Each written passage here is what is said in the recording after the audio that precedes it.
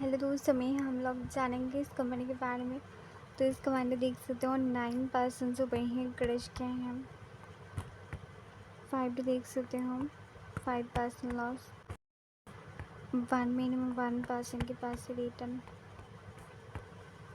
इसका 6 महीने में देख सकते हो 9% लॉस। 1 ईयर में देख सकते हो 21% क्रैश। 5 ईयर में देख सकते हो 76% रिटर्न दिए हैं।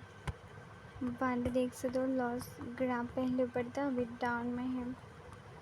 प्राइस देख सकते हो 783% 3 रुपीज़ प्राइस। मार्केट साइज देख सकते हो, पी देख सकते हो 53। मार्केट ओपन हेलो देख सकते हो।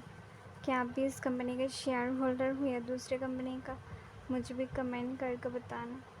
तो आज के लिए इतना ही काफ़ी। May God bless you, good bye.